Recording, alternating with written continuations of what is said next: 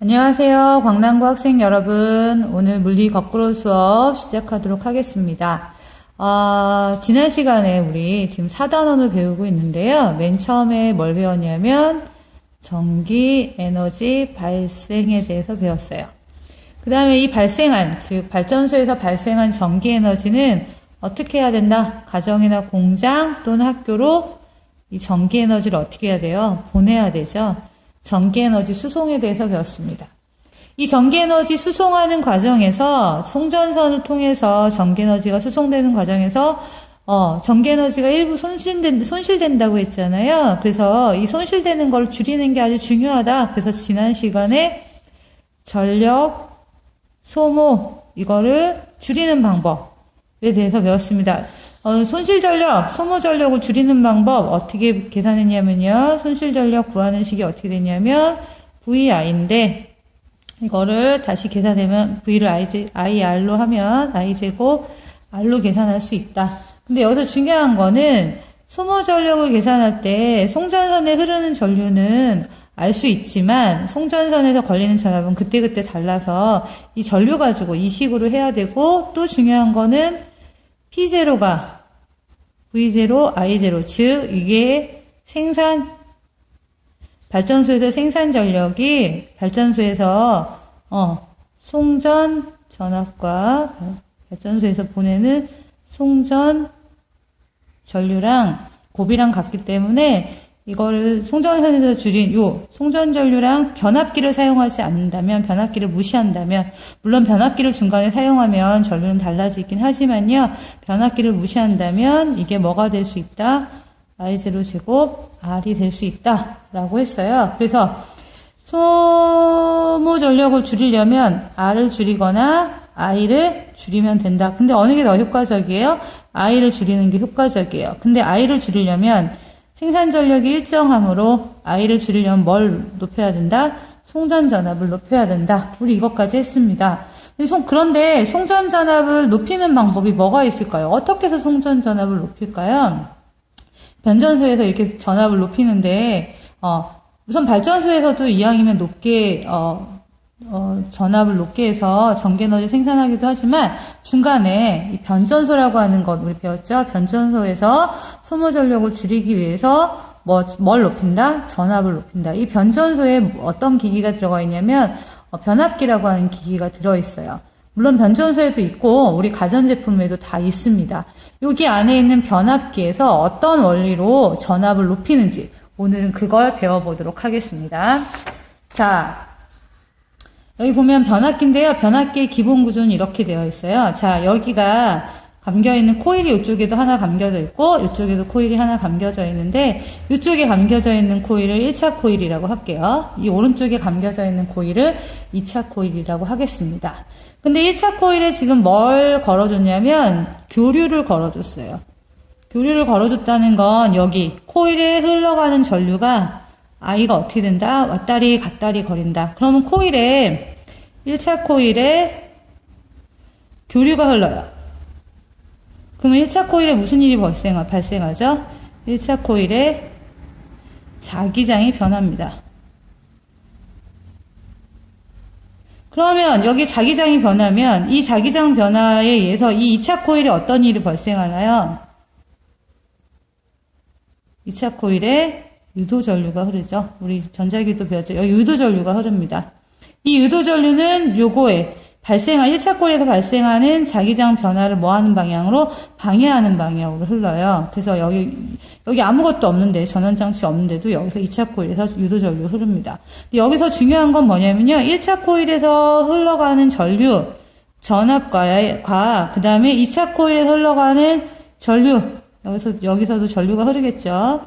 전류와 전압과, 그 다음에 1차 코일의, 가문수, 2차 코일의 가문수, 얘네들이 어떤 관계가 있는지 알아보려고 하는 거예요. 우선 뭐 먼저 보려고 하냐면, 여기서 전류가 흘러가는 이유는 뭐냐면, 여기서 자기장 변화로 전류가 흐르잖아요. 근데 이 자기장 변화는 이 철심으로 인해서 그대로 2차 코일에도 연결이 됩니다. 그럼 1차 코일에 여기서 흘러가는 여기서 걸려준 전압과 이 가문수랑은 어떤 관계가 있을까요? 전압을, 다시요. 여기서 전압과 여기서 발생하는 발생하는 자속, 자기장 어떤 관계가 있나요? 패러데이 법칙에 의해서 V1은 마이너스 N1 델타 T분의 델타 파이1. 이 파이는 뭐냐면요. 여기서 발생하는 자속이에요. 그러면 이거 뭘로 고쳐줄 수 있다고 그랬어요? 이렇게 우선 해보고, 그 다음에 2차 코일. 여기서도 전류가 흐르잖아요. 여기서 흘러가는 전류, 유도전류가 흐르는데, 저 유도기전력 어떤 관계가 있다? V2는 마이너스 N2 델타 T분의 이쪽에서 자기장 자속 변화, 델타 파이2. 근데 여기서 뭐랑 뭐가 같다고 그랬어요? 파이1과 파이2가 같다고 그랬어요. 그러니까 델타 T분의 델타 파이1, 델타 T분의 델타 파이2가 같아요. 그러면 어떻게 되나요? 이게 같으니까. 자, 델타 T분의 델타 파이1은 뭐분의 마이너스 없앨게요. 씁시다. 마이너스 N1분의 V1. 델타 T분의 델타 파이2는 마이너스 N2분의 V2. 근데 이게 같다고 그랬잖아요. 그러면 어떻게 돼요? 이제 마이너스 없앨게요. N1분의 V1은 N2분의 V2라는 식이 성립합니다. 즉, 가문수를 늘리잖아요. 그럼 전압도 어떻게 된다는 거예요? 늘어난다는 겁니다. 만약에 가문수를 10번이었다, 100번이었다가 1000번으로 늘렸다. 그러면 얘는 만약에 10볼트였다. 얘 몇 볼트가 되나요? 10배 늘어났죠? 얘도 10배 늘어나야 되죠? 몇 볼트? 100볼트로 늘릴 수 있다. 이렇게 전압을 쉽게 늘릴 수 있는 거예요. 뭘 조절해서? 가문수를 조절해서. 이렇게 됩니다. 그런데 이제 이런 상태에서 여기서 교류를 막 흘러보내줘서 이 교류에서 발생한 전기에너지가 있을 거 아니에요? 이 전기에너지, 단위시간당 전기에너지 전력과 여기서 중간에 이 변압기를 통해서 뭔가 전력이 빠져나가지 않았다고 한다면 2차 코일에서 여기서 보내준 전기에너지가 이쪽에 그대로 전달이 되겠죠. 여기서 전기에너지, 즉 전력, 단시간당 보내준 전기에너지니까 여기 1차 코일에서 발생한 전력 P1이라고 하고 2차 코일에서 발생한 전력 P2라고 하면 P1과 P2가 어떻게 되나요? 같죠. 근데 우리 전력 어떻게 계산한다고 했어요? P1은 V1, I1, P2는 V2, I2가 된다고 그랬죠?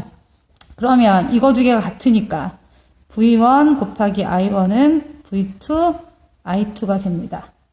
그러면 만약에 가문수를 늘렸어요. N1보다 N2가 커졌다.